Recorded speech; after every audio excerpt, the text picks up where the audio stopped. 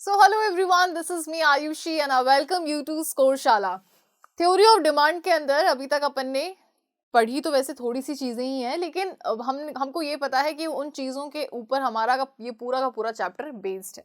ठीक है, बहुत ही इजी से कॉन्सेप्ट है इस पूरे चैप्टर के अंदर और इस पूरे ही चैप्टर को हमने बहुत छोटे छोटे पार्ट्स में डिवाइड किया है, जिसके अंदर आज के इस वीडियो में हम पढ़ने वाले हैं demand curve and it's slope. ठीक है, सो लास्ट वीडियो के अंदर हमने किसके बारे में बात करी थी? डिमांड स्केड्यूल के बारे में हमने बात करी थी। अब इस वीडियो के अंदर बस उस स्केड्यूल को हम कहाँ पे प्लेस कर रहे हैं? कर्व के अंदर प्लेस कर रहे हैं। ठीक है, चाहती तो मैं इस कर्व को भी आपको साथ में ही पढ़ा सकती थी, लेकिन मैं ये नहीं चाहती हूँ कि आप लोगों के लिए ये सारे कॉन्सेप्ट्स एकदम खिचड़ी बन जाए। नहीं, अपन स्लोली चलेंगे, लेकिन स्लो चलने के साथ साथ में हम हर चीज को स्ट्रांगली ग्रैब करना चाह रहे हैं। क्लियर? सो देखो, डिमांड स्केड्यूल अपन ने देखा था, उसके अंदर अपन ने दो डिमांड स्केड्यूल के बारे में बात करी थी, individual as well as market demand schedule. Individual demand schedule हमें पता है कि अलग अलग प्राइसेस पे इंडिविजुअल जो है वो कमोडिटी कितनी डिमांड करता है ना, किसी भी कमोडिटी की कितनी क्वांटिटी डिमांड करता है अलग अलग प्राइसेस पे, तो this is known as individual demand curve.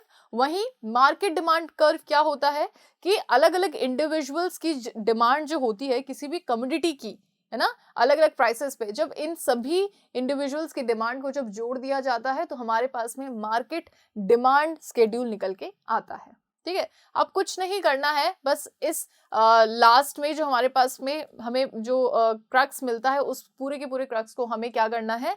Graph पे प्लेस करना है।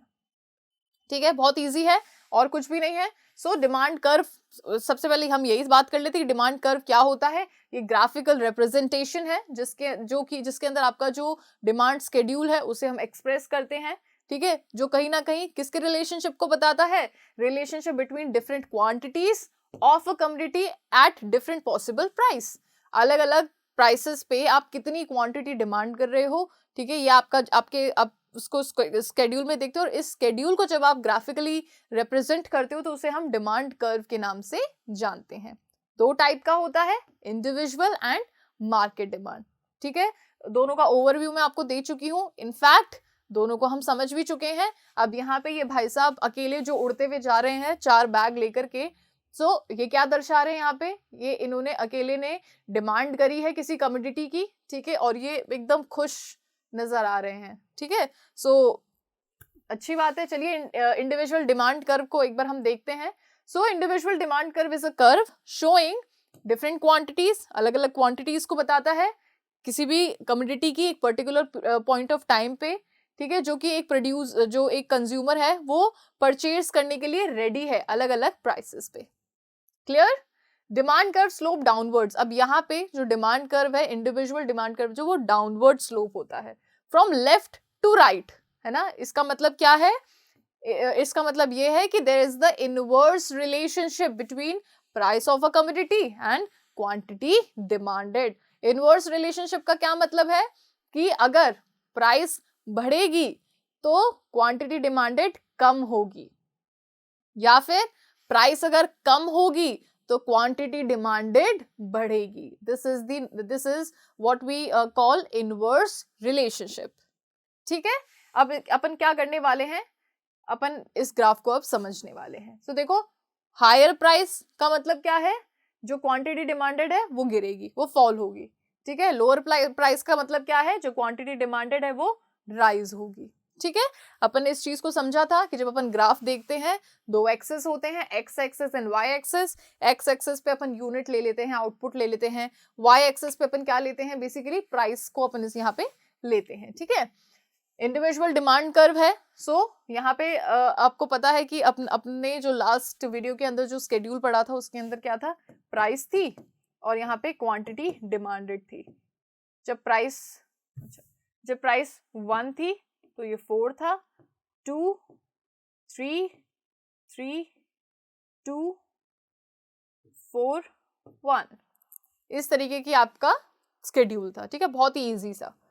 सो यहाँ पे अपन क्या कर रहे हैं? प्राइस को हमने यहाँ रख लिया है, क्वांटिटी डिमांडेड को हमने यहाँ रख लिया है।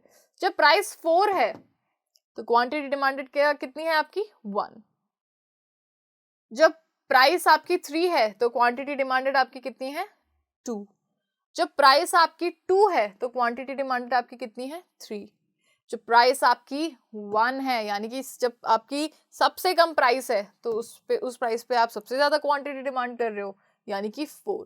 अब जब आप इन सभी पॉइंट्स को जोड़ोगे तो आपका जो डिमांड कर्व होगा वो डाउनवर्ड स्लोपिंग होगा। ठीक है, आपका जो डिमांड कर्व है वो कुछ इस तरीके से बना है, 4 प्राइस पे 1, 3 प्राइस पे 2, 2 प्राइस पे 3 एंड 1 प्राइस पे 4। ठीक है, आपने क्या किया, इन पॉइंट्स को जोड़ दिया और ये आपका डिमांड कर्व आ गया है इधर। क्लियर? और ये आपका कैसा होता है, डाउनवर्ड कह लो, नेगेटिव कह लो, इनवर्स कह लो। ठीक है, इसका जो स्लोप है वो डाउनवर्ड स्लोपिंग होता है। अब अगर आपसे पूछा जाए कि डिमांड कर्व का जो स्लोप है वो डाउनवर्ड स्लोपिंग क्यों होता है, तो सिर्फ और सिर्फ इसका आंसर एक है, वो क्या है, because there is inverse relationship between price of a commodity and quantity demanded. Clear? Okay, अब यहाँ पे इंडिविजुअल डिमांड कर्व खत्म। ठीक है, अब चलते हैं अपन मार्केट में। ठीक है, तो ये बिल्कुल ऐसा दिख रहा है ना, मार्केट काय का मार्केट है, देखो यहाँ पे मछलियां हैं, फ्लावर्स हैं, वेजिटेबल्स हैं, और मतलब पूरा का पूरा मार्केट ही है एक तरीके से।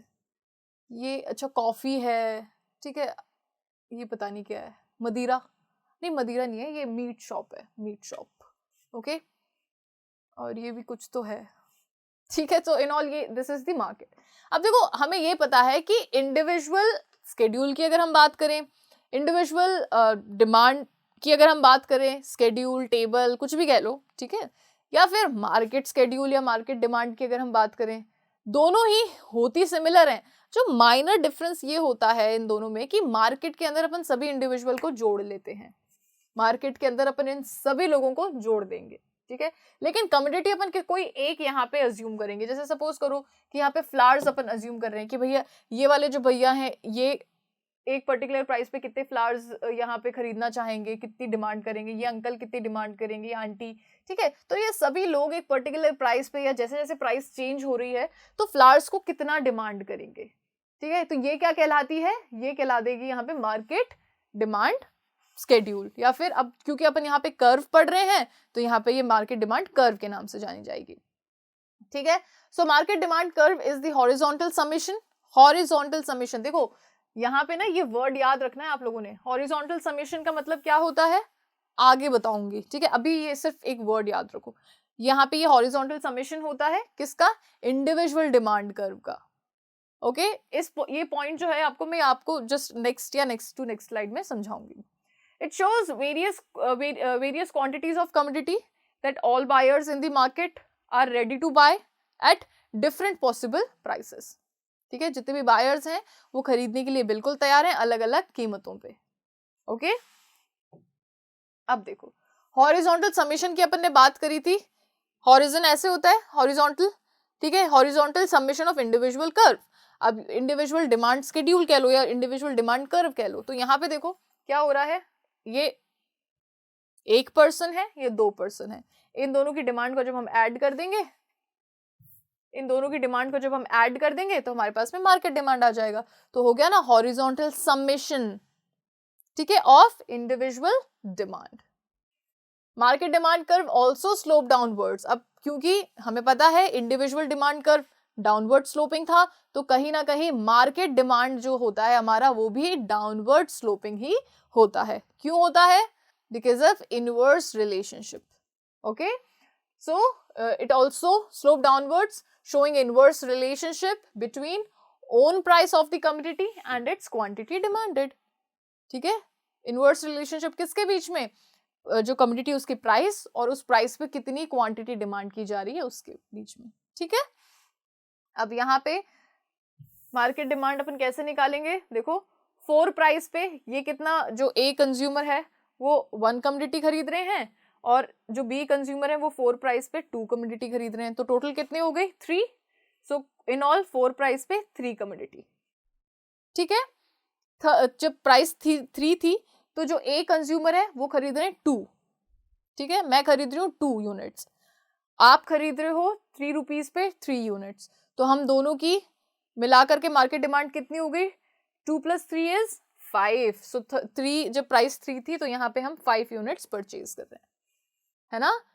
फिर क्या होता है, प्राइस और कम हो जाती है, 2 रुपीज हो जाती है, तो 2 रुपीज में मैं खरीद रही हूँ 3 यूनिट्स, 2 रुपीज में आप खरीद रहे हो कितनी यूनिट्स? 4 यूनिट्स, ठीक है? सो 3 + 4 इज 7, ठीक है? फिर 1 रुपीज जब प्राइस होती है तो मैं 4 यूनिट्स खरीदती हूँ, आप खरीदते हैं 5, तो 1 यूनिट्स पे कितनी मार्केट यहाँ पे डिमांड कितनी हो गई? 9, ठीक है? सो स्केड्यूल बोलते हैं, तो हम उसका टेबल रिप्रेजेंटेशन करते हैं। जब हम ग्राफ की बात करते हैं, कर्व की बात करते हैं, तो उसको हम किस पे मतलब किस पे रिप्रेजेंट करते हैं? ग्राफिकली रिप्रेजेंट करते हैं टेबल्स को या फिर डिमांड कर्व को, ठीक है? स्लोप ऑफ डिमांड कर्व, अब यहाँ पे स्लोप ऑफ डिमांड कर्व आ गया। अभी तक अपन इसी के बारे में बात कर रहे थे। तो demand curve normally slope downwards, normally हमारे जो डिमांड कर्व है वो डाउनवर्ड स्लोपिंग होते हैं, ठीक है? इंडिकेटिंग नेगेटिव, जो कि क्या दर्शाते हैं? या तो नेगेटिव रिलेशनशिप या फिर इनवर्स रिलेशनशिप, किसके बीच में?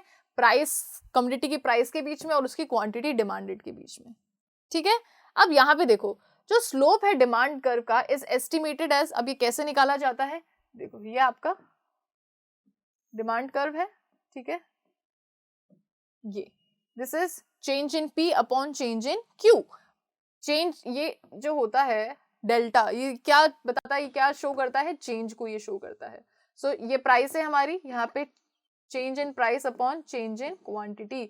हमारी प्राइस में चेंज होने से क्या हो रहा है? हमारी क्वांटिटी में चेंज हो रहा है। प्राइस यहाँ पे कम हो रही है, हमारी क्वांटिटी बढ़ रही है, और इसी रीजन की वजह से हमारा जो डिमांड कर्व है वो डाउनवर्ड स्लोपिंग होता है, ठीक है? So it shows the ratio between change in price. जैसे ही आपकी प्राइस चेंज हो रही है तो उस रेशियो के अकॉर्डिंग, मतलब उसका इम्पैक्ट आपकी क्वांटिटी पे किस हिसाब से पड़ रहा है? To a unit change in quantity demanded of a commodity. So negative sign indicates, अब यहाँ पे एक चीज जो आपने नहीं गौर की होगी, that is this sign, negative sign, ठीक है? So negative sign indicates the inverse relationship. अगर आपको इनवर्स, ये कि भाई ये इन दोनों के बीच में इनवर्स रिलेशनशिप है, ये आप कैसे इंडिकेट करोगे? नेगेटिव साइन से, ठीक है? Between price and the quantity demanded. So जब भी आपसे अगर क्वेश्चन में पूछा जाए कि डिमांड कर्व का स्लोप क्या होता है, what is the slope of demand curve, तो आप लोगों ने क्या बताना है? Minus change in P, minus change in P upon change in Q, ठीक है? जो यहाँ पे क्या है? चेंज इन P कितना है? AB अपॉन BC, ठीक है? ऑफ कोर्स माइनस का साइन। Okay, this is the slope of demand curve. It is constant at all points on the demand curve, DD। अब ये इस DD डिमांड कर्व पे कांस्टेंट है, ठीक है? Because DD is a linear straight line. अब यहाँ पे ना ये कांस्टेंट कैसे है? क्योंकि आप देख रहे होंगे कि एक एक, जैसे 4 से 3 हो रही है, 3 से 2 हो रही है, 1 हो रही है प्राइस, है ना? अब यहाँ पे जो डिमांड है वो भी कैसे हो रही है? 1 से 2, 3, 4, ठीक है? सो बेसिकली यहाँ पे हो क्या रहा है? कांस्टेंट है हर पॉइंट पे। तो और यहाँ पे हमारा जो डिमांड कर्व है वो भी एकदम स्ट्रेट है। तो जब हमारा डिमांड कर्व स्ट्रेट होता है, इस तरीके से होता है, और कांस्टेंट होती है हमारी जो मतलब डिमांड हमारी जो कांस्टेंट रहती है हर पॉइंट पे, तो इसलिए इसको ऐसा जब होता है तो उसको हम किस नाम से जानते हैं? लीनियर स्ट्रेट लाइन के नाम से इसे हम जानते हैं, ठीक है? And slope of straight line is constant, और इस स्ट्रेट लाइन का स्लोप कैसा है? कांस्टेंट है। क्लियर? सो ये क्या था? बेसिकली यहाँ पे हम ये बता रहे थे कि why the demand curve slope downwards. Alright, so बस इतना सा था आपका आज का ये वीडियो। बहुत ही छोटे छोटे वीडियोस की हेल्प से हम इस यूनिट को कंप्लीट कर रहे हैं। आई होप कि आज का ये वीडियो भी आपको अच्छे से समझ में आया होगा। नेक्स्ट वीडियो भी बहुत इंटरेस्टिंग होने वाला है आप लोगों के लिए, तो नेक्स्ट वीडियो के लिए बेल आइकन को 100% प्रेस करना। और अगर आपको आज का ये वीडियो अच्छा लगा है तो इस वीडियो को लाइक जरूर करना, चैनल को सब्सक्राइब जरूर करना, and you can share this video too. Thank you so much.